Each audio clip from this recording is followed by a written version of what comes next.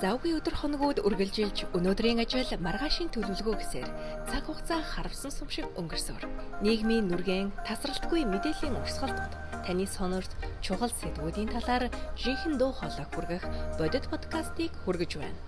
Би сэтгүүлч Мөнхуянга олон таалт үзэл бодлууд гүн гүнзгий утга сэдвүүдийн талаар ярилцъя. Чөлөөт яриа бодит мөлөө Real Podcast.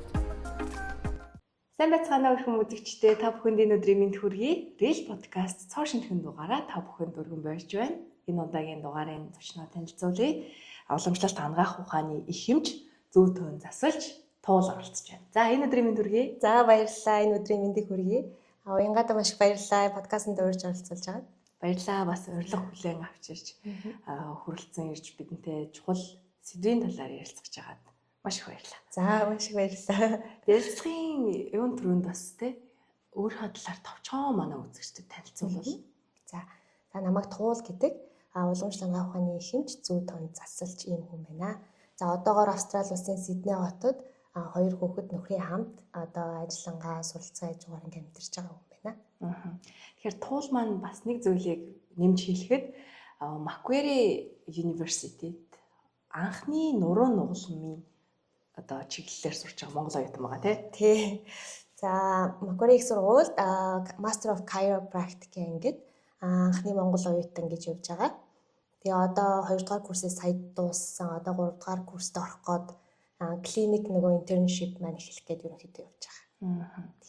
Тэгэхээр одоо бидний эргэн тойронд маш их сонсогдож байгаа зүйл бол нурууны өвчлөл байна. Одоо тэгээд тоглоомоор ч гэсэн ярьж байдаг шүү дээ. Миний одоо бодит нас бол 20-д тий. Сэтгэл зүйн нас одоо 30-д, нуруу минь 60-таа гэдэг. Тэгээд яагаад одоо энэ нурууны өвчлөл бидний одоо эргэн тойронд улам залуучсаар байгаа бэ? Яагаад бид нар ингэж нуруугаа хайрлаагүйгээс болоод ч юм уу тий? Яагаад энэ нөхцөл байдал их түгээмэл болчиход байгаа юм бол энэ тухай ярьж ярилцлага эхлэе гэж бодож байна. За баярлалаа. Бас их сонирхолтой асуулт байна. Тэгээ ер нь бол хүн болгонд айгүй хэрэгтэй, бодууштай асуулт байна. Яагаад гэвэл одоо нөгөө нурууны өвчлөл маань одоо жил ирэх тусам маш их залуужж байгаа. За сая 2020 оны судалгаагаар ерөнхийдөө бүслэгийн нурууны өвдөлттэй хүмүүс ихэд 619 сая хүн байсан. Энэ тоо бол 1990 онтой харьцуулахад 60% ингээ огцон өссөн байгаа. Тэгээ одоо 2050 он гэхэд энэ тоо 847 сая руу ер нь орно гэсэн юм тооцоол байгаа. Дэлхийд дахинд гэсэн. Тийм. Тэгэхээр ямар их юм common problem болчиход байгаа харагдаж байгаа. Тэгэд энэ яагаад юм залууж байгаа гэхээр ерөөсөө хөдөлгөөний дутагдал. Тийм хөдөлгөөний бид нар байнгын суугаа ажилтаа байна. За тэгээд бүр багаасаа нөгөө зүнхээ буруу үрдэг, буруу суудаг тийм. Ийм асуудлуудаас ерөнхийдөө нурууны одоо мөрөлд, суулт за тэгээд цааш-цаашдын асуудлууд ингээд үүсээд яваад байгаа гэсэн үг. Одоо нөгөө нурууны диск гарлаа гэж яриад байдаг шүү дээ. Одоо би CD гарлаа, ажилласаа гарлаа гэдэг хүмүүсээс тоглоомыг гэдэг. Энэ бас яагаад үүсдэг юм бэ? Энэ талаар яг нөгөө тоглоом шоглоомоор ярьж байгаа боловч бас нөгөө зарим хүнд инээд, зарим хүнд ханиад гэдэг шүү дээ. Маш хэцүү асуудал та. Гэхдээ яагаад ингэж ярьж байна вэ гэхэлэр яалтчгүй бидний ярих ёстой сэдв болсон байгаад байна. Бид нар өөртөө хайртай байж, юу л дадал хөвчлийг суулгаж одоо ирээдүйдээ одоо баг хамгийн том хөрөнгө оруулалт ер нь эрүүл мэнд шүү дээ. Тэглгүй ах уу. Тэг эрүүл мэнд бол одоо бидэрт байгаа ганц хамгийн том өв хөрөнгө болчиход байгаа. За тэр дундаа нуруу нугалмын асуудал бол маш хурцтмал ер нь явагдаж байгаа. За дискний талаар яриад үзэхэд бол диск бол маш одоо serious өвчлөл рүү ороод очиж байгаа байхгүй. За диск нэг одоо зүлхийгээд бүлтрээд гараад ирэх юм бол ерөнхийдөө мэдрэлээ хөндөөд тэрнгээр явж байгаа мэдрэлийн язороо дарах, шахах ингээд дараагийн нөгөө хөл рүүгээ орох хүндрэлүүд, гар руугаа орох хүндрэлүүд бидний бүх энэ ажиллаж байгаа мэдрэхгүй, за хөдөлгөөний чадамж хүртэл буураад ирдэг. Тэгэхээр энэ бол одоо маш хэцүү ерөнхийдөө өвчлөл болоод байгаа. Тэгээд энэ нь ерөнхийдөө юутай холбоотой гэхээр байнгын нэг давтамжит хөдөлгөөн. За 2 дугаарт болохоор удаан суудаг хүмүүс байна. Тэгээ 3 дугаарт тамхи. За 4 дугаарт жингийн илүүдэл. За ийм олон одоо асуудлуудаас нөгөө диск маань ерөнхийдөө шахагдаж явсаар байгаа л нэг өдөр ерөнхийдөө бүлтрэх, цүлхийх тийм өөрчлөлтүүд гарч эхэлдэг гэсэн. Одоо энгийн хүмүүст одоо эрүүл мэндийн салбарын биш те танай мэрэгжлийн биш хүмүүст тайлбарлахад одоо нурууны гол энэ ясанд байгаа зүйлсүүд маань ингээд зөв дундуур нь яг байх ёстой газраас гарч ирээд байгааг диск гэж ярина. За тэрийг нэрээ тайлбарлахгүй болохгүй. За ер нь бол хүний нуруу нуглам гэдэг ингээд айгүй олон яснууд явж байгаа гэсэн үг. Нуглам гэдэг. За нуглам хооронд ерөнхийдөө жииргэвч зөөлөн идүүд байдаг. За тэрийг бид нар нөгөө диск гэж нэрлэдэг байдаг. За тэр жииргэвч идмэн гадуураа ерөнхийдөө фиброзын идээр ингээд хамгаалагдчихэдэг байхгүй. Дотор нь болохоор яг тэр зөөлөн идэн байдаг гэсэн. Тэр зөөлөн ид нааша цаашаа чөлөөт хөдөлж идэг. Тэр нь бидний нуруун дээр ирсэн нөгөө ачааллыг одоо тэнцвэржүүлж идэг гол юм баггүй. Тэрийг бид нэр дискний цөм гэж нэрлэдэг байгаа байхгүй. Тэгээд тэр цөм маань нөгөө байнгын нийт давтамжид за ялангуяа тонгоох үйлдэлийг ингээд дахин хийгээдэй л та тий. Өдөр тутам олон цагаар 8-аас 10 цаг. За тэгээд ирэхээр нөгөө дискний цөм маань хойшоо шилжиж ирдэг. Одоо бид нэг бүхийгэд ирэхэд диск чи урдлаараа нөгөө нугал яснууд маань урагшаага налаад ирнэ гэсэн үг шүү дээ. Тэнгүүд артлын хэсгүүд нь нээгдээд ирнэ гэсэн үг байхгүй юу? Тэгш биш юм яваад тий. Тэнгүүд нөгөө диск маань хойшоогоо нөгөө шилжилт хийгээд эхэлдэг гэсэн. За уг нь бол тэр гадуур нөгөө фиброзын эд нь хамгаалж идэг байхгүй юу? Тэр нь бол хатуу, гэхдээ бас юм уян хатуу. Гэтэл нөгөө олон дахин өдөр тутам олон жил хийсэн үйлдэл маань тэр фиброзын эдийг цоороход хүргэдэг гэсэн. Тэгэл нэг л өдөр яг нь урагдаад цоорно. Тэр цоорлоор нөгөө дискний цөмгээд байгаа зөөлөн эд маань яг нь цуваад бүлтрээд гараад ирдэг гэсэн. Тэрийг одоо нийт гараад ирсэн бол одоо яах вэ? Одоо бид нар ингээд сонсонгод буцаад хийчихсэн гэсэн бол хэлээд төрж ин. Тэгэхээр мэдээж тийм амар юм бол байхгүй байна. Тийм. Гэхдээ яг зөв хөдөлгөөн, зөв тасгалын хүчээр бол буцаж орох магадлал байгаа. Гэхдээ ямар шатандаа явж байгаа вэ гэдгээс шалтгаална. Бүр хүндрээд яатсан бол яалтч хаалханд орохоос зайлшгүй шаардлагатай болдог. Тийм. Тэгэхээр одоо нэгэнт ингээд нурууны өвчлөл зөвхөн диск одоо бүлтэрч гарч ирэхээс гадна одоо нурууны маш олон асуудал байгаа гэж бодож байна. Тэгээд тэдгээр асуудлуудтай нэгэнтээ ингээд нүүр тулцсан хүмүүс бол яаж дараагийн алхмыг юм зөв зөвхөстойгоор хийх вэ? За нуруу яг уу эхлээд одоо бид нар нөх хөдөлгөөний дутагдaltaй ингэж явсараа байгаад нурууны ясны одоо бүтцүүд ерөөхдөө өөрчлөгдөж эхэлдэг байхгүй. Тэрийг бид нар degeneration буюу илэгдэл явагдаж эхэлж байна гэсэн. Ясанд маань ерөөхдөө илэгдэл яваад яс маань ерөөхдөө одоо энгийн үгээр тайлбарлах хөгшөрж эхэлж байна гэсэн үг байхгүй. Бидний насаараа ингээд залуу юм шиг харагдаж байгаа юм нэ. Нуруу нуглан маань ерөөхдөө хөгшрөөд эхэлж байна гэсэн. За тэр бол ерөнхийдөө 100% хөдөлгөөний дутагдал. За буруу суулт, буруу байрлал. За тэгээд түрүүн хэлсэн жингийн илүүдэл тамхи одоо буруу хооллолт тий. Эдгээртэй холбоотой. За тэгээд илэгдэл яваад ирэхээр нөгөө суулт гэдэг юм маань үүсдэг. За үе хоорондын зайнууд ерөнхийдөө багасаад за тэгээд ирэхээр нөгөө дараагийн хүндрэлүүд явна гэсэн.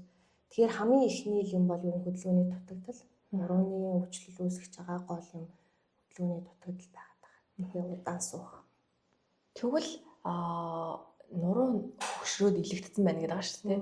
Нуруугаа одоо сэтгэл зүйн нас, одоо физиологийн нас бүх настайгаа зэрэгцүүлж авч явах юм бол дасгал хөдөлгөөн хийгээд яваадсан бол тийм асуудалд хэзээч өртөхгүй гэж ойлгож болох уу? Зөв. Тийм дасгал хөдөлгөөн хийгээд яагаад тэгж байгаа вэ гэхээр дасгал хөдөлгөөн хийгээд ирэхээр бидний нуруулаа очиж цусны рэл сайн байдаг нэгдүгээр. Хоёрдугаар тийшээ нэг усны бид нар авах хэрэгтэй нэг ус нуруулуу одоо нурууны диск рүү очиж идэг байхгүй. Диск маань одоо ихэнх юм маань уснаас бүтэж идэг. Тийм учраас ус их байх тусам бол ерөнхийдөө уян хатан нөгөө ирж байгаа ачааллыг чинь даах чадвар нь өндөр ингээд залуугаараа байгаад байна гэсэн. Яг л бидний одоо арьстай адилхан гэсэн үг байхгүй. Тэгээд тийшээ цусны урсгал усны одоо хэмжээ ингээд багасаал ирэхээр тийм хөгжрөлт явагдана гэсэн. Тэгээ яс маань бүтцээ өөрчлөөд одоо хоёр тишээгээ далбигаа за тэгээ яс сургалт эхэлнэ гэсэн үг байхгүй. Тэгээд ихэхээр л нөгөө нурууны суулт гэдэг бидний нэрлэдэг шүү дээ. Нурууны суулт гэж ярьдаг те. Тэр асуудлууд үүсч эхэлдэг гэсэн. Тэгэхээр нөгөө хөдөлгөөн хийхээр хамгийн гол нь цусны урсгал сайжраад эхэлдэг байхгүй. Тэгээд ирэхээр бидний нуруу нуглам цаашлаад үе мөч хүртэл эрүүл байх боломжтой. Тэгэхээр бас л их бодогчтой хаармаар олон талын ач холбогдлууд нөгөө нэг юм хүчин зүйлсүүд байна те. Тийм олон талын. Би сая ярианаас сонсч байсан тамхи нөлөөлнө гэх юм. Яаж одоо тэр тамхи ингээд нурууны өвчлөлт нөлөөлд юм бол тамхи ерөнхийдөө нөгөө усны тэр эргэлтийн маань багасгаж байгаа гэсэн. Ер нь усыг л багасгаж байгаа гэсэн. Тэнгүүд л одоо бидний диск маань усны хэрэгцээнд багасаал ирж байгаа. Багасаал ирэхээр хатуурна, уян хатан чанаралтад эхэлж байгаа байхгүй. Тамхи дээр нь нөгөө сахар бас орно мэдээж. Сахар ягаад гэвэл цусыг хүртэл өтөрүүлдэг шүү дээ. яг тэрэн шиг бидний усыг ерөнхийдөө багасгачихж байгаа байхгүй. Тэгэхээр сахар, тамхи тэгээ одоо нэг янз бүрийн газтай ундаанууд. Газ яагаад муу юм гэхээр ясын маань ерөнхийдөө сэргэжүүлээд эхэлнэ гэсэн. Тэгэл яс сэргэж гэдэг чинь л одоо нөгөө яснууд маань бүтцээ өөрчлөл эхэлнэ гэсэн үг байхгүй. Нурууны улам маань. За тэгвэл ер нь ингээд нурууны өвчнөд тэртээ тэрэнгүү ингээд тулгарсан хүмүүс бол учир шалтгаанаа ингээд ойлгоод авчлаа тий. За ингээд миний нуруу өвдөд байгаа юм байна да гэд ингээд бодсон. Тэгвэл заавал энэ хөдөлгөөнд засалж хүмүүс дээр очих боломжтой ч хүн байна, боломжгүй ч хүн байна. За бас тэр зөв хүнээ олоогүй ч хүн байна тий. Маш олон шалтгаанууд байгаа. Тэдгээр хүмүүс маань өөрөө өөрийгөө ангаах гэх юм уу, өөрөө өөрийгөө тодорхой хэмжээнд нөхцөл байдлаа өвчлөлтөөр суурилсан нэг юм зовнилоо дээрдүүлэх боломжууд байгаа юу? Бага. Тийм. Ер нь бол яг туртаа хөдөлгөөнөө барьж аваарай гэж би хэлмээр байна. Заавал та жим фитнес хийх албагүй. Зүгээр яг өөрийн туртаа бүжиглэх бол магадгүй бүжиглэн тий. Йога хийх туртаа бол бас йога хийж бол ямар ч байсан бидний ажлын явцад хийж авах хөдөлгөөн бол бүрэн төгс хөдөлгөөн биш байхгүй. Бид нэг л хөдөлгөөний тавтаад байгаа ажил дээр бол хүмүүс болохоор нөгөө биеийн хүчний ажил хийдэг хүмүүс би өдөржингөө ажил дээр хөдөлсөн шүү дээ. Яагаад би дахиад дасгал хийх ёстой гэж асуудаг байхгүй. Таны ажил дээр хийж байгаа хөдөлгөөн бол нэг л тавтамжид нэг төрлийн хөдөлгөөн гэдэг. Тонгоох бол тонгоох тий. Дээшээ гараа өргөж ажилтдаг бол тэрийг л хийж байгаа гэсэн. Гэртээ ирээд яагаад сонголт хийх ёстой, яагаад дасгал хийх ёстой гэхээр бүх үеийн маань одоо бүх тал руу хөдлөж ийж тийшээ очих шимт хижээл цусны урсгал сайжирна гэсэн үг байхгүй. Тэгэхээр нөгөө ер нь тэр үеийг бүх талаар нь хөдөлгөөн гэдэг чинь одоо дасгал орно тий. Одоо туртаа дасгалаа хийгээд байгаа тэр ахгүй йогач биш тий. Йога жишээлбэл бүх тал руу хөдөлгөж сунгаж өгдөг шүү дээ тий. Тийм болохоор дуртай ер нь дасгал хөдөлгөөнөд барьж аваарай гэж хэлмээр байна. Өдөржин хүнд өчөр ажил хийсэн хүмүүс бол дахиад нэмээд жимд яваад амар хүнд жимтэй дасгал хийгээд ер нь жоохон хэцүү. Нуруунд дээр бүр их ачаал байна гэсэн. Тэрний оронд одоо бусад булчингаа хөгжүүлэх сайн. Жишээ нь одоо нуруу өвддөг хүмүүс ялангуяа хөвлийн булчин, за тэгээ өгзөгний булчин, гойны булчингаа хөгжүүлэх юм бол нуруун дээр ирэх ачаал хамаагүй багасаад ирдэг гэсэн. Тийм тэгэхээр одоо өдөржингөө нуруун дээр амар ачаал авсан хүмүүс нэмж нуруун дээрээ битээ дасгал хийгээрээ тэрний оронд бусад area одоо бусад хэсгүүдийг хөгжүүлээд ирээрээ булчингийн маск гэдэг юм бол бас амар чухал. Би нэг юм сонсч байсан тавла.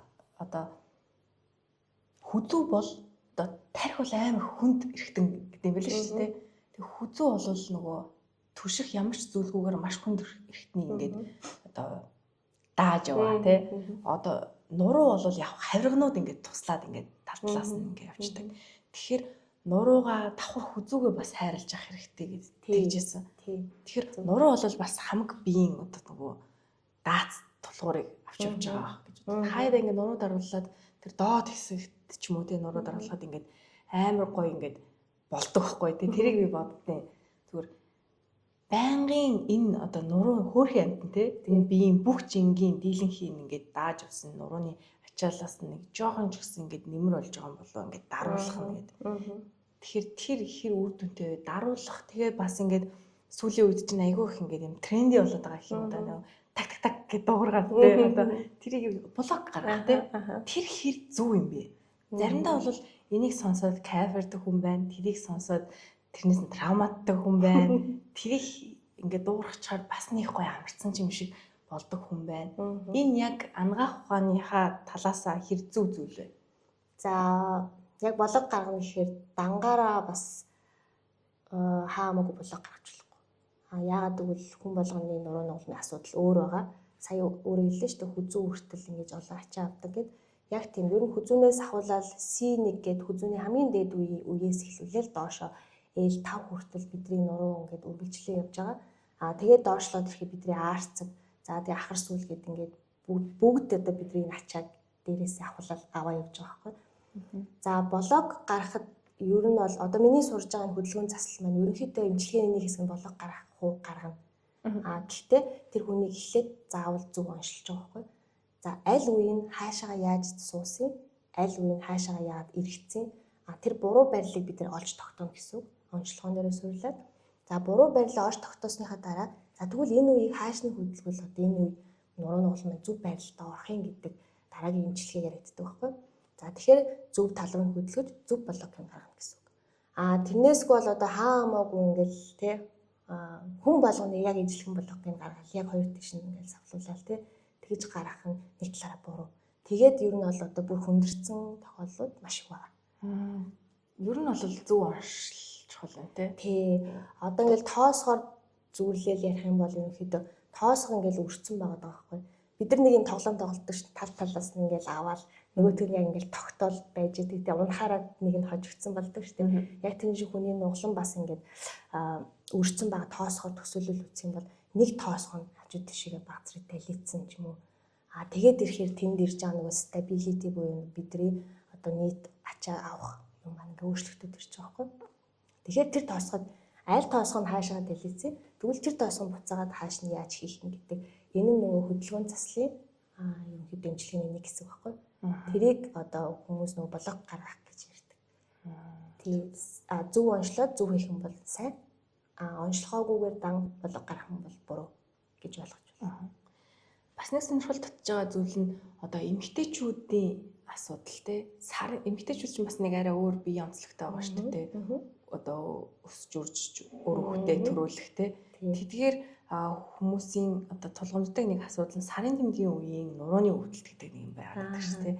Тийм болохоор эрэгтэй эмэгтэй хоёр хүний нурууны одоо өвдөлт болон учир шалтгаан энэ ялгаа байна уу? Эмэгтэйчүүдийн талаар ер нь бол байгаа. Яг бол гормоны түвшинд өөр байгаад байгаа учраас тэгээд тэр нөгөө өвдөлтийг үүсгэж байгаа бидний сав умаатай холбоотой бас өвдөлтүүд үүсгэж байгаа тохиолдлууд байгаа. Ганцхан нурууны асуудал биш байх нь. Тэгэхээр ямар нэг өвчнөд хавсраад явж иж болно гэсэн үг.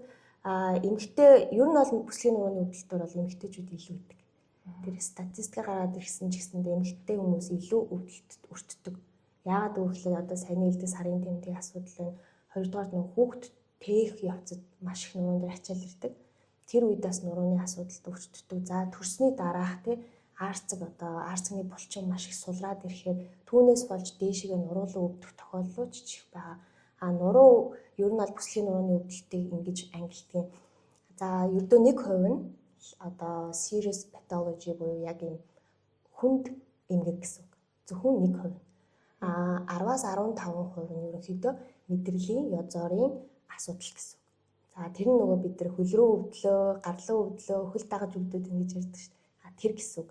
Тэр нь нөгөө нурууны байрлалд бидний мэдрэлийн язор шахагдаад дарагдсан байгаа асуудал гэхгүй.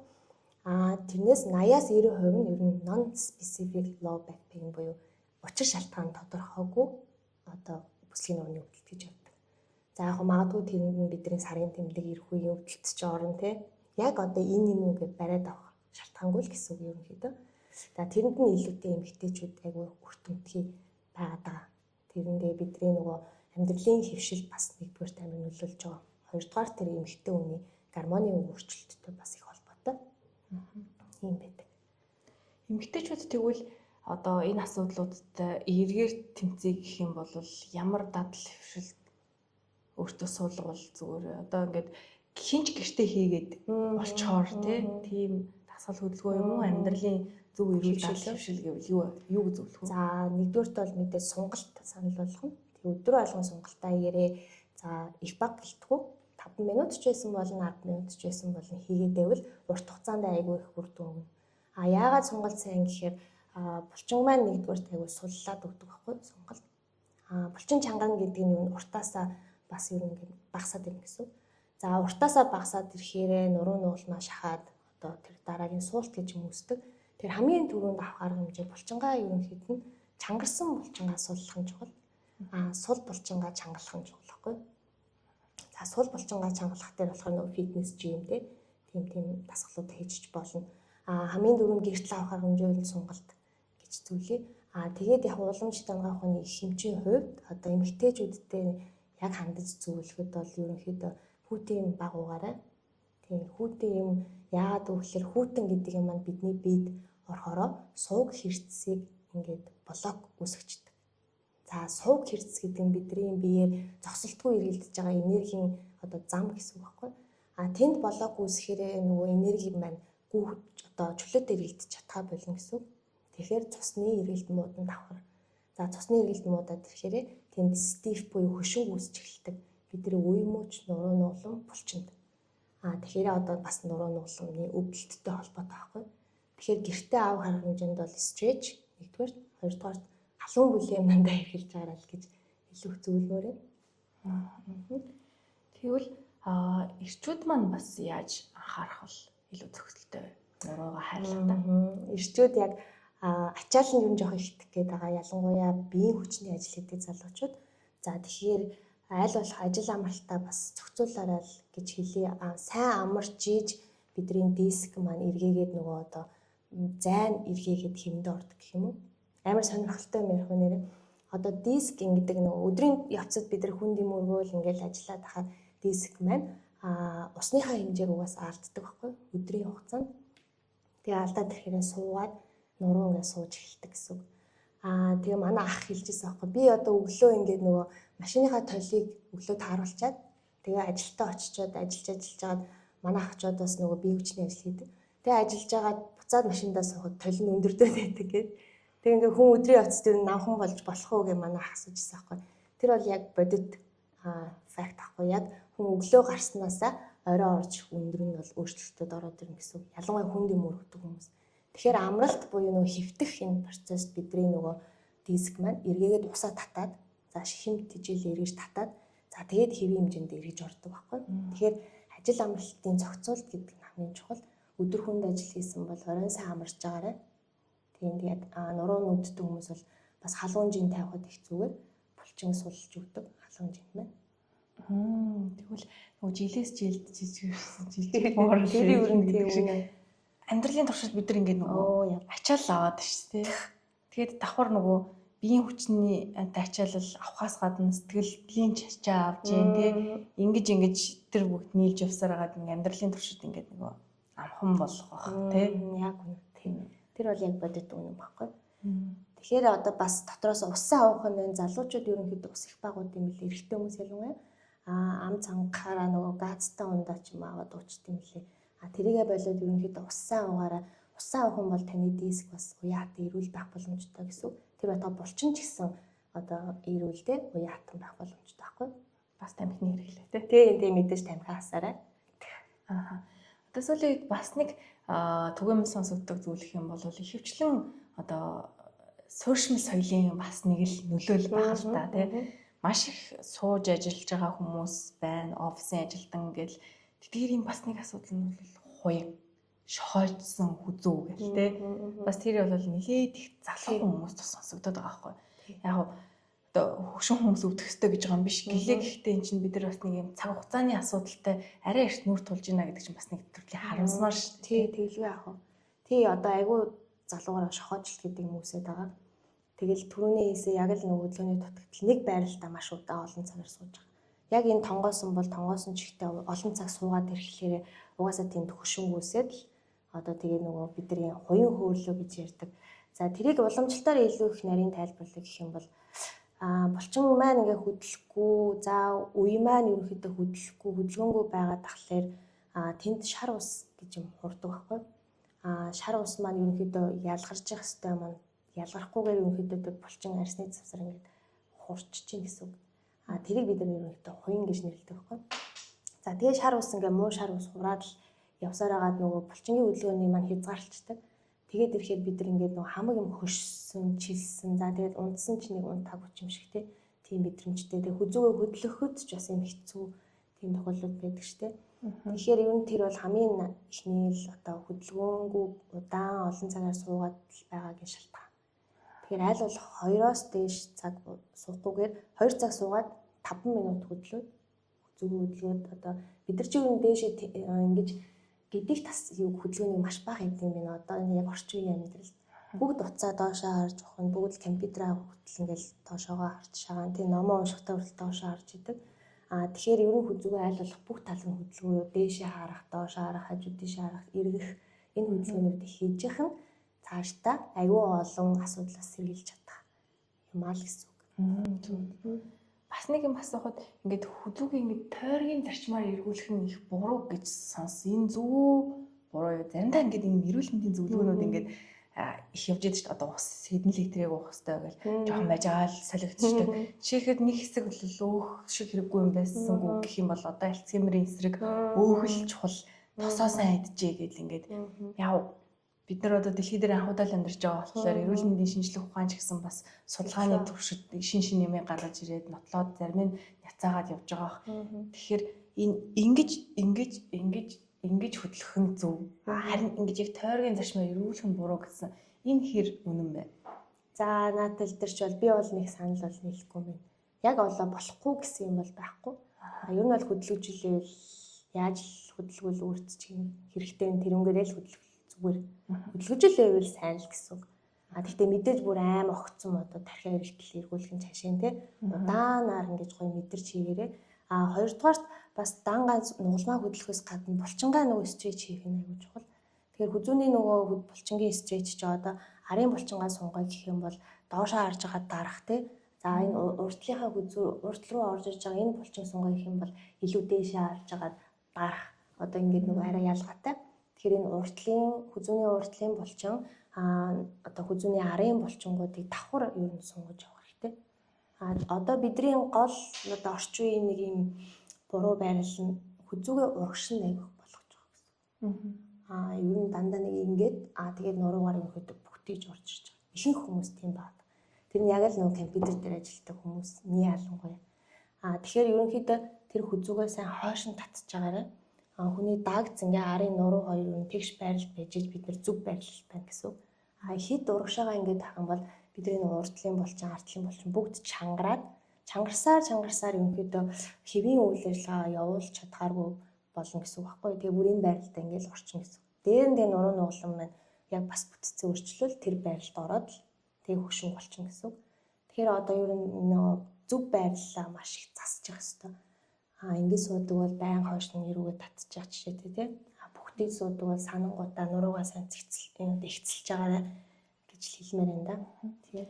Тэгээд бодохоор яалтч хөдөл энэ зөвлөн л та нөгөө багаасаа бид нар ингээл нэг цэгсүү гэдэг өгсөн чинь тэрний л одоо тий. Бид нар ингээд нөгөө яг хүмүүс нэг юм алдчиж ойлгодог нэг юм бичигдэг хууль байна тий. Тэгээ дараа нэг өвдөж үлдсэнийхаа дараа юу байгаа л тэгэл дараа залуу үедээ хэлээл тэрийг өгүүлж ийн гэж хүлээж аваад тэгэл дараагийнх нь дахиад өргөжлөлт дэмжиж болтойтой. Тэгэнгүүт яг ясамн дээрээ бид нар одоо ингээд илүү их юм мэддэг болоод ирэхийнхаа хэрээр одоо илүү их бие идэрхтнүүдэд хайрлаа. Яг гэх юм бол бид нар чинь дахиж энийг бол ингээд одоо 30 эдтэй нэг одоо машина бид нар нэг ингээд янзлуулаад яадаг шиг бид нар одоо дахиад нэг шин эргэтэнтэй эхлэх боломж байхгүй шүү дээ. Уул нь байвал бас гоё. Арай гоё ухаан суусан. Ангаан ухаан тэгээд хөгжчихвэл бас гоё тий. Тэгэхээр бид нар энэ хугацаанд за одоо эрчимтэй одоо дундаж наслалт гэхэд за нэг 60-аас 70 гэж бодъё л да зүгээр наад цагын жишээгээр авахад л бид нар 60 70 жил тэр одоо бүхэнтэй цуг явах нэ тэр одоо бөөртэй тэр нуруутай тэр одоо нүдтэй цуг явах юм байна. Тэгэнгүүт 70 жил надтай цуг явж чадах уу гэдгээ бас тий. Тэгээ тийм нь яг уучралт хөнөө гэдэг шиг тэрийг бас сайн харж хандаж явж байгаа бол тэгэхгүй болвол бид нар нөгөө замын дундаас зарим нь одоо ингэ нөгөө хоош суух болоод энэ тэ өвдөд тэ би чадахгүй нэ гэл одоо хараач муудаж нурууч муудаж тэгэл одоо юу гэдэг 30 гараад ирэхээр нөгөө нэг юм жижиг буруу амьдралын хэв маягийн уул нь ингээд амьдралд илүү өөрийгөө бодсон юм шиг байгаад байгаа хэрнээсээ л зарим асуудлууд бас тулгарч байгаа байхгүй юу. Тэгэхээр бидний эрүүл мэндийн боловсрол айгүй муу байна тий. Бас тийм ер нь бол тийм. Эрүүл мэндийн боловсролыг одоо түгээж байгаа илүү нэвтрүүлэг тий. Одоо телевизийн янз бүрийн нэвтрүүлгүүд айгүй бага байгаа болов уу гэж би хараад байгаа шүү дээ. Тэгээ олон түгээхгүй болохоор тэр хүмүүс маань бас мэдээлэлээ олж авахтаа илүү нөгөө олон талд мэдээлэл авангууд дунд нь ингээд төөрөлдөд байгаа байхгүй. Нэг нь болно гэ нэг нь болохгүй гэд тэр тал дээр бас жоохон тийм асуудлууд юу байгаа. Гэхдээ яг одоо хөгжиж яваа учраас цаашдаа илүү сайжрах байх гэж бодож байна. Хүмүүсийн хувьд яг одоо эд эрэхтээ дандаа нэгээр нь салгаж бодоод байдаг байхгүй. За миний бөөр өдлөө, миний илэг өдлөө, миний зүрх өдлөө гэдэг. Гэтэл энэ маань нэг л цогцсон юм байна. Ерөөсөө л нэг нэгнээс нь салгаж болохгүй. Яг одоо өөрийн чинь хэлдгээд одоо 70 жил хамт явах тий. Бүгд хоорондоо маш нэрийн холбоотой. За энийг бол уламжлалт хамгаалах ухааны илүү нарийн тайлбарладаг 5 махбодын онол гэдэг. За нэг эргэтэн өвдөхөд нөгөө эргэтэн ерөнхийдөө давхар хямарч идэг. Тэр эргэтэн өвдөхөд дахиад нэг их үүсвэр нь өөр эргэтэн дээр байж идэг байхгүй. Тэгэхээр энэ нөгөө юм одоо тасралтгүй эргэлт гэсэн үг. Тэгэхээр энэ холбоос энд нэг юм баланс байх хэрэгтэй. Тэр баланс алдагдтал юм бол тэр холбоос юу тэр чигтэл алдагдана гэсэн. Тэгэхээр одоо ганцхан танд бөөрч өвдөд байгаа юм шиг хэрнээ байгаа юм шиг симптом өгöd байгаа боловч цаанд нь тэрийг одоо үүсгээд байгаа учир шалтгаан өөр эргэтэн байж байгаа байхгүй. Тэгээд өөр эргэтнээс илүүтэй тэр баланс буюу халуун хүтний тэнцвэр алдагдаад байна гэсэн. Тэгэхээр л одоо бидний амьдралын хэм маяг идэж ууж байгаа хоол хүнс энэ бүгд л алдагдуулаад байгаа байхгүй. Тэгэхээр одоо ганцхан тэр симптом буюу шинж тэмдэг дээр одоо илүү тулгуурлахгүйгээр одоо илүү шалтгааныг олж эмчлэхэд уламжлалт хамгаалах ухааны онол яг явдаг. Тэгээд одоо миний сураад байгаа хөдөлгөөний засал маань бас уламжлалт хамгаалах ухаанаас анх үүссэн ер нь бол за тэгээд одоо нөгөө түүхэн явцад ингээд өөрчлөгдөд илүү Европ хамгаалах ухаан руу орчихсон. Тэгээд илүү шинжлэх ухаан дээр суйрлаад тэгээд ингээд нөгөө судалгаанд суурилсан ийм эмчилгээ болоод хөгжсөн байна. Ер нь бол яг концепт нийтлэн хүний бие бол нэг цогц юм аа. Нэг нь л одоо алдагдахад те бусад нь дагаад алдагддаг юм аа гэсэн ийм концепттэй байхгүй.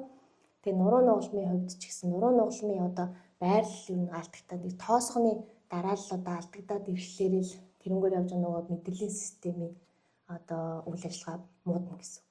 Тэгээ муудаад ирэхээр яг хараа муудах, чих одоо сонсгол муудах, толгоо өвдөх, за дараа дотор эртний өвчлүүд үүсэх магадaltaй. Тэгэхээр хамгийн суур юм нь тэр халуун үдний тэнцвэр байх нь 3 дугаар тэр нуруу нугалмын зөв байрлал. Ерөөсөө л тэрэн дээрээ л илүү анхаарчих юм бол ер нь бол эрүүл уртуудаа 70 байтугай наслана л гэсэн. Одоо нэг бид нар ингээд босоогоор ингээд маяг их удаан явдаг босоогоор ингээд суугаад ингээд тэнгууд нөгөө цусны эргэлтийн одоо нөгөө уруу байдал гээд гар дээрээ ингээд тогтоод хан налах шиг тийм үү тэр зүйл их сайн гэсэн тэр бас өннө хитэн зүйлүүдийг ингээд яг өннө гэдээ одоо баталгаажуулж за яг тэр судалгаа энэ дэргийн сайн мэдэхгүй юм байна. Гэхдээ миний бодлоор бол боломжтой. Тэр юу нь бол бас гар дээрээ зогсох толгоогоо доош харуулах бас нэг талаараа хаяа хийж өгөх бас зүгээр. Яагаад гэвэл цусыг яг тэр одоо толгой руу илүүтэй гүйлгэж өгнө. Тэгээд тэгэхээр бидний тархинд очиж байгаа бас хүчил төрөгчийн хэмжээ ч ихсэн гэсэн үг. Тэгэхээр ялангуяа бас толгой их өвддөг хүмүүст илүү зүгээр юм болов гэж би зүгээр тэгж бодож байна. Тэгээ логик юм. Тэрнээс яг бол судалж үзээгүй. Манай ажлын хэрэгч нэг зөвлөд би яг хийж үзэх хоёрын хөрхөө болчдөг гэдэг тэр хэрэгч тэгжсэн. Тэгэд үзсэн чинь нэг яалтчгүй бас нэг арай өөр үйлдэлээд байгаа тий. Тэгэнгүүт тэгтээ бол ингээд баг байхад тоглоод шийдэг байсан ч гэсэн одоо том болгосон нөө биед байхгүй гэдэг тий. Тэгээ нэг тийм нэг юм наад захын мөртлөөсөө хийхэд амархан тийм зүйлүүдийг бас хүм болгонд хийлж мэдээлж яхаа бол бид нар ядаж бас ингээд эмчтэр очих одоо боломж цаг зав мөнгө гэдэг юм уу тий. Тэр зүйлүүд болгоноо тодорхой хэмжээгээр ингээд хэмнээд бас боломжгүй ч хүмүүс байгаа шүү дээ. Тэгээ боломжийнхоо хэрээр өөрөө өөртөө харах тийм зөвлөмж типүүд бас байх юм болов уу гэж бодсон. Өдөр тутмын тийм тий. Тэгвэл бас хүргэжийвэл их сонирхолтой хүмүүст аягүй хэрэгтэй байх гэж бодож байна. Тэгээд хүмүүс нөгөө одоо яг өөрийгөө хайрлах гэх аягүй тийм сэдв нэлээд газар авч штт тий. Илүү хүмүүс бас өөртөө аягүй анхаардаг болж байгаа энэ цаг үед ер нь өөрийгөө юм сонсож мэдрэх бие ер нь мэдрэн гэдэг амар чухал. Дасгал хийхэд нэг хүмүүс тэгдэг байхгүй. Одоо ялангуяа фитнесийн багш нар хийх баг. Булчингаа мэдэрч хийхээр ингээд яг ордог гэдэг дасгал маань гэдэг шиг өөрийнхөө биеийг мэдрэх нь амар чухал. За нэг хүнд таарж байгаа идэж уух юм нөгөө хүнд бол таарахгүй. Таны бие бусдаас өөр ахгүй ерөнхийдөө. Бүтцийн үед ерөнхийдөө төстөөж гэсэндээ яг адилхан копи паст бол байхгүй шүү дээ. Тэгэхээр өөрийнхөө биеийг сайн мэдрэх хэрэгтэй. Надад ямар хоол зогтгүй тий. За би юу идвэл ингээд нэг сайхан амарчдгийн тий. Юу хэрэглэжвэл би нэг ингээд амар ядраад надад хэцүү идэв. Тэрийг олж мэдэх нь хамгийн чухал. Тэгээ нөгөө хүн болгонд таардаг бас юм гэж нэгдүгээр юм нь бол байхгүй гэж би боддог байхгүй. Хүн өөрийгөө л юм мэдэрч яг тэрэндээ тааруулж амьдралын хэм маягийг зохицуулбал илүү зүгээр. Улаан цагаа одоо би энэ ингээд өөрүүлээд байгаа юм ингээд хэрэглээл яваад байвал тэр бол өвч үүсгэнэ л гэсэн. Тэгэхээр бие маань айгүй ухаалаг танд өөрөө хилээд өгнө гэсэн үг. Энд чинь таарахгүй шүү гэд. Тэрийг бид нөгөө шинж тэмдэг буюу симптом гэж нэрлэдэг байгаа байхгүй. Тэгээ тэрэн дээрээ илүү фокус өгөөд тэгж анхаарч байгаарай гэж хэлмээр энэ хүмүүстэй. Хэрвээ үнэхээр ингээд зовир өгөөд байвал битгий цаг алдаараа одоо яаралтай ерөнхийдөө мэрэгжлийн эмчт үзүүлээд зөвлөгөө авч байгаарай. Заавал тэр хүнд энэ шинж тэмдэг байх албагүй. Ер нь танд юм зовиртой хэцүү байх юм бол эмчтээр очиод нэг зөвлөгөө бас авчиж байгаарай гэж хэлмээр байна. Тэр нь олон хүндрэлээс сэргийлнэ гэсэн. Бүр одоо нөгөө хүндрэхээс өмнө мэрэгжлийн үүдэлцээ аваад тийм өөрөө яах вэ гэх юм бол тодорхой хэмжээний одоо өвдөлтийн хувьд ч тэр санхүүгийн хувьд ч тэр цаг хугацааны хувьд ч тэр хэмнэлт болох юм. Тэгэд ер нь одоо хүмүүс янз бүрийн өвчлөлттэй ингээд тэмцээд явж байхдаа ингээд одоо Европын одоо тий ангаах ухааны чиглэлийн ингээд юмнууд явж байгаад эцсийн дүн дээр одоо дорны шинжлэх ухаан, дорны одоо уламжлалт ангаах ухаан руу очиод байгаа юм шиг нэг тийм дүр зураг харагдаж байна л да. Тэгэд тэр нь яг ямар учиртай юм бол ингээд зүү төөнүүрийн эмчилгээний талаар нэг товчхон ярил. Яагаад би энийг асууж байгаа юм бэ гэхээр одоо туул маань одоо Шанхайд бас одоо мэрэгчлээ эзэмшсэн байгаа тий. Тэгэхээр одоо Австралид ингээд ажиллаж сурж байна. За Монголд ингээд тэгэхээр өрн дорны ингээд ангаах ухааны ялгааг бас илүү сайн одоо мэдэрсэн байгаа болов уу гэж бодож байна. Тий. Ямар гоё асуултаа би бас яг бодож байгаагүй юм байна. Яг ер нь бол дорны ангаах ухаан руу хүмүүс яагаад яваад байна гэхэлэр одоо энэ ангаах ухаан чинь шинжлэх ухаан суурилсан гэхээсээ илүүтэйгээр бүр ингээд хэдэн сая жил хэдэн мянган жил хүмүүсийн бие дээр ингээд ерөнхийдөө туршигтаж яваад өнөөдөр ирсэн ангаах ухаан баггүй. Тэгэхээр энэ бол бүр найдвартай юу гэхээр хамгийн найдвартай ангаах ухаан. Учираас хүмүүс одоо тэрний ач холбогдлыг илүү ойлгоод за Европ ангаах ухаанаар яваад үр дүн өгөхгүй болонгууд хүн нөгөө ингээд арга хайгаад тэгэнгүүт хүмүүс бие биенээсээ сонсоод энэ сайн штэ тэр сайн штэ. Тэгээ яг дорны ангаах ухааны сонирхоод ирдэг. Гэхдээ зарим тохиолдолд айгүй оройтож ирдэг. Нөгөө явж яваад хамаг цаг хугацаагаар алдаад ирдэг. Гэхдээ л одоо дорны ангаах ухаан үнэхээр үр дүнгийн хувьд сайн уу сайн. Гэхдээ хугацаа амар их шаарддаг. Айгүй урт хугацаа. Таны биеийг одоо өөрөөр нэмжлэх гэдэг аа л ийм гол санаа нь ер нь дорны ангаах ухааны. Тэр хүний өөрийн тэр тахлааг нь дэмжиж өгөхөөр нөгөө халуун үүдний балансыг тэнцвүүлээд өгөхөөр хүний бие өөрөөсөө дотроос одоо эрүүлжүүлээд эхэлдэг гэсэн. Тэгж явхад ерөнхийдөө хугацаа амар хэрэгтэй. Хүмүүс тэгээд ерөнхийдөө их одоо богино хугацаанд үр дүн шаарддаг байхгүй. Тэгж явж байгаа ер нь give up хийгээд болчдөг гэсэн. Хэрвээ яг тууштай явж чадсан бол уламжлалт ангаах ухааны үед бол яг шалтгаан дээр нь болж ажилладаг. Симптом биш, шинж тэмдэг дээр биш, яг тэр таны юу өвдөхөд байгаа гэдэг шалтгаан дээр л тулж ажил тэрийг эмчлэх гэж оролддог. Зүү төөн заслын хувьд ч гэсэн яг тэр шалтгаан дээр л эмчилгээ явуулдаг гэсэн. Тэгээд яг хугацаа нь уртч гэсэндээ та бүр одоо бүтэн биеэрээ ерөнхийдөө эрүүлжих бас магадлал байгаа байхгүй. Гэхдээ Европ ангаах ухаан бол одоо үгүйсгэж болохгүй. Европ ангаах ухаан одоо хуурц ийм өрөвсөлт хүнд өвчнөд бол үнэхээр хэрэгтэй. Яагаад бол уламжлалт ангаах ухаан ганцаараа тэрийг дийлэхгүй хүнд өвчин маань хугацаатай уралдаж одоо явдаг учраас энийг тэр доор таслан зогсоохын тулд юу нь Европ ангаах ухааны эмчилгээ бол үр дүнтэй. Архаг өвчний хувьд болохоор уламжлалт ангаах ухааны илүү үр дүн бас үзүүлээд байгаа юм талууд харагдаад байгаа. Тэгээд яг өрн доорныг ингээ хослуулад ирэхээр илүү бас төгс эмчилгээ үүсэх юм болов уу гэж би бас хараад байгаа. Одоо би бинийг үүсгэх биш нийлээд ингэж ажиллавал илүү дээр болов уу гэж бодож байгаа. Нэрэл бид нар одоо нэг юм богино хугацааны үр дүнд одоо хошуурдаг шүү дээ. Богино хугацаанд одоо амжилтанд хүрэх гэдэг шиг идэх гээд. Тэгээд яг явж үзэхээр бид нар ингээд зовиртой очоод тэр зовир байхгүй болчихлоо ингээд болчлоо гэж боддог. Яг ингээд учир шалтгааны уус ууртайгаар ингээд дахиад энэ асуудал над дээр ирэхгүй шүү болтол тэгэж явна гэдэг нь өөрөө бас нэлээд том зүйл баг л та. Тий. Одоо нөгөө bucket theory гэж байдаг байхгүй юу? Одоо бид нар хөдөлгөөний заслаар сурч хат энийг үзэж байгаа. За тэр нь юу юм гэхээр одоо монголоор хэлнэ хувингийн дүрм гэж байгаа юм. Тэр нь бид нар өвчин үүсгээд шинж тэмдэг үүсээд тэр хувин дүүрэн одоо ус гоож чинь гэж бодоод үзээ л дээ. Тэгээд тэр хувин дүүрээд асгараад ирэхээр одоо бидэрт илэрдэг байхгүй юу? За толгой өвдлөө нөгөө янз бүрийн зовирууд илрээд эхэлдэг.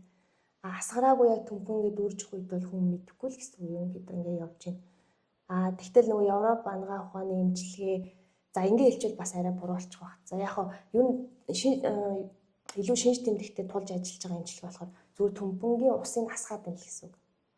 Тэр нөгөө богино хугацаанд л дараад байна шүү дээ. За өөрийн маань гэтэл тэр төмпөг дүүргээд байгаа тэр ус хаанаас гоожод байгаа тэр ер нь тулгуурлах байхгүй.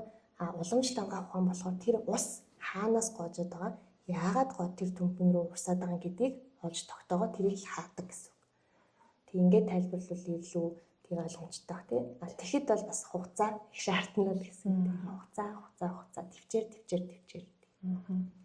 Яг л одоо эрүүл мэндийн асуудалтай уус уртайгаар тэмцэе гэж байгаа хүн бол цав хугацааны хувьд болоод өөрөөс гарах хүчин сэтгэлийн хувьд бол асар их төвчээртэй байх хэрэгтэй болж таарч байна тий. Тэгээд хугацаа. Сүүлийн жилүүдэд одоо бид нар яг нөгөө өөрийгөө хайрлах гэдэг зүйл рүүгээ их анхаарч байна л да. Нөгөө Масловын онолоор одоо хэрэгцээний 5 онол хангагдаад бас тодорхой хэмжээнд бид нар ингээд ийм соёл иргэншлийн цаг хугацаагч туулаад заавал нэг өнөө маргаашийн хоол цайнаасаа даваад одоо боловсрал одоо өөр юу гэдэг нөгөө хөндлүүлэх хэрэгтэй, наад захын хэрэгцээнүүд ингээд явцаар хагаад бас нэг овоо боломжтой болоод ирээд байна уу гэж хараад одоо нийтлэг өнгөс тийм болохоор бид нар бас нэг юм өөрийгөө хайрлах юм яриад байна. Түүнээс биш өнөөдрийн талахгүй хүн бол одоо бас өөрийгөө яаж хайрлах юм бэ тийм үү? Эхлээд хоолоо олж идэх л та тийм. Наад захын юм юмнуудаа хангагдаад ирж ийн гэдэг нь бол бид нар бас боломжийн хэмжээнд нийтээрээ ингээд дажгүй бас болоод ийн гэж хараад байгаа байхгүй. Тэр ч утгаараа өөрийгөө хайрлахыг бодож ийн. Өөрийгөө хайрлна гэдгийгүүд нөгөө хайртай хүмүүстэй цаг зарцуулаад өөрийгөө хайцсан хүмүүсүүд бас их байна тийм. Яг ясман дээрээ бид нар өөртөө хайртай байна гэж бодож ивэл өөрийгөө эхлээд хайрлахгүй бол өөрөөс чинь илүү тэр хайртай хүмүүст чинь сэтгэл цаг зав одоо бүхий л зүйлээ чин сэтгэлээс зориулах хүн бол байхгүй шүү. Өөрөө үдчих юм бол тэр хүүхдүүдийг одоо хэн харж хамгаалах вэ тийм. Тэрийг бас хүмүүс маань ойлгоод одоо биедээ хайртай байгаад одоо эд эрхтнүүдээ тийм одоо нөгөө салгаж болохгүй гэсэн шүү. Тэр цогцоор нь ингэж нөгөө гамнаж явах гэх юм уу? Тийм. Яг үнэ. Одоо махан бие бодоо хайрлахаас бас гадна мэдээж хайрлаад явж байгаа. Түүнээс гадна бас сэтгэл зүй тийм оюун ухаанаа бас байн хайрлаж байгаарай. Тэгээ ер нь бол тэгээд зөв сайн сайхан бодох тусам бидний оюун ухаан бас зөв тийшээ явж идэг. Тийм учраас илүү бясалгал энэ төр бас хийвэл илүү сайн болов уу гэж би бодод байгаа. Ер нь тэгээд өөрийгөө хайрлна гэхээр илүү одоо эрүүл мэндэд анхаарад тий. За тэгээ сэтгэл зүй за ингээм махан бие бодтой анхаарад явах нь л ер нь өөрийгөө хайрлах хайрын болов гэж би харж байгаа. Одоо бидний хувьд бол нийтлэг ингээд бас харагдаж байгаа зүйл нь одоо сүүлийн жилүүдэд нь одоо энэ л амьдралын хэм маягийн нөлөөл бахалтай хавдрын асуудлуудын дийлэнх шалтгаануудын ингээд recover хийсэн хүмүүсүүдийн нийтлэг ярианаас анзаархад сэтгэл зүй л байна тий. Харин тэгээ хүн одоо нөгөө байгаа мэдрэмжээ байгаагаар нь гарахгүй нууж дарж тэр үнэтэй нүүр тулахгүй тий. Тодорхой хэмжээнд ингээд өөрийгөө ч гэсэн хиймэл нөхцөл байдалд оруулж мэдрэмжээ ч гэсэн нууж дарснараа ингээд бид нар тийм одоо сошиал соёлын одоо өөр нөлөө болсон энэ сүүлийн үед маш их одоо ихсээд байгаа энэ хэцүү өвчний үр үндэс болоод байгаа юм болов уу гэж анзаарах. Тий, ер нь сэтгэл зүйд маш олон өвчний их суурь тавигдсан байдаг. Одоо нуруу нуулан дээр ч ярихад сэтгэл зүй бас маш их нөлөөтэй. Хүн одоо нөгөө сэтгэл зүгээр бас өвддөг тохиолдол байдаг байхгүй. Их санаа зовоол, их юм бодоол, их юм шаналх тусмал таны бие ер нь бол өвднө гэсэн үг. Тэрний оронд ерөнхийдөө за яг одоо ийм надад асуудал үүсэж байгаа юм байна. Энийг хэрхэн даван туулах вэ дээрээ илүү анхаарад тий. Илүү одоо шаналхгүй, илүү их бүрөө ингэж overthinking хийхгүй явах нь өөрөө эдгэрэлтийн явцыг ч гэсэн маш хурцсахдаг байхгүй. Тэгэхээр яг өөрөө чи хэлдэг тэр сэтгэл зүйн нөлөө бол бүр асар их байгаа шүү. Ер нь баг эмчилгээн дээр ч ярихад 50% нь бол сэтгэл зүгээр идэгдэг. Тэгээ 50% нь бол одоо эмчийн зүгээс те. Тэгээ 50% нь өвчтөн өөрөө сэтгэл зүгээрээ маш одоо сайн байж иж энэ өвчин эмчилгээ мэд төгс болдог гэж үздэг байхгүй. Тийм. Тэгэхээр сэтгэл зүйдээ маш сайн анхаарах нь одоо ер нь одоогийн нийгэмд их чухал болчиход байна. Бид нар нөгөө их нийгмийн одоо амьтад учраас одоогийн нэг юм чинь бас амь тархилцаа амар багасчлаа штэ тий. Тэгт тусмал хүмүүс нь дотгошоогоо илүү их мэдрэмж юм нуудаг болоод ярихаасаа илүү дотгошоогоо нуудаг болж байна. Энэ нь өөрөө нөгөө цаашдаа бугулсаар одоо сэтгэл зүйн асуудал үүсгээд байгаа болов уу гэж бодоод байгаа. Тий. За баярлалаа. Бидний урилгыг хүлээн авч бидэнтэй ярилцаж маш сонирхолтой бөгөөд хамгийн гол нь хэрэгтэй тэр мэдээллүүдийг өгсөнд их баярлалаа. За баярлалаа уянга. Тэгээд давхар бас уянгаадаа баяр хүргэе. Ийм гоё подкаст одоо өөрийн одоо хүчин чадлаараа ингээ явуулж байгаад би бүр маш их баяртай байгаа. Энэ одоо үзэж байгаа олон хүнд маш их хэрэг болж байгаа. Олон салбарын ийм хүмүүсийг оруулж байгаа юм билээ. Тэгээд нэвтрүүлгийн хувьд бол маш их сонирхолтой. Тэгээд айгүй гоё мэрэгжлийн надад бол маш их таалагдж байгаа. Одоо тэгээд улам олон үзэгч сонсогчтой болоорой гэж хүсье. Баярлалаа. Маш их баярлалаа. Тэгэхээр үзэгч та бүхэн бас эрүүл мэндийн чиглэлээр маш сонирхолтой мэдээлэлүүд хамгийн гол нь хэрэгтэй зүйлсүүдээ ойлгож авсан баг гэж бодож байна. За мөн Туул эмч маань одоо доктор Туул гэдэг сошиал хуудсыг одоо Facebook дээр ажилуулдаг. За 5-6 мянган дагагчтай тэр хуудаснаас та бүхэн бас тодорхой хэмжээний хэрэгтэй мэдээллүүдийг уламжлалт хангаах ухааны одоо типүүдийг та бүхэнд бас хүргэдэг байгаа. Тэгэхээр тэр хуудас нь бас хэрэгтэй мэдээлэл өгдөг шүү. Бас баярлалаа үзэгчдийнхээ өмнөөс. Баярлалаа. За баярлалаа үзэгчдээ Real podcast-ийн шинэ дугаарыг түрээд өндөрлөж байна. Бид энэ удаад уламжлалт хангаах ухааны их хэмж зүйтөөн засалж тоолтой ярилцлаа. Дараагийн дугаар хүртэл баяртай. Баярлалаа. Завгүй өдөр хоногуд үргэлжилж өнөөдрийн ажил маргаашийн төлөвлөгөө гэсээр цаг хугацаа харавсан сум шиг өнгөрсөөр нийгмийн нүргэн тасралтгүй мэдээллийн урсгалд таны сонорт чухал сэдвүүдийн талаар жинхэнэ дуу хоолой хүргэх бодит подкастыг хүргэж байна. Би сэтгүүлч Мөнх Уянга олон таалт үзэл бодлууд гүн үзгий утга сэдвүүдийн талаар ярилцъя. Чөлөөт яриа бодит мөлөө Real podcast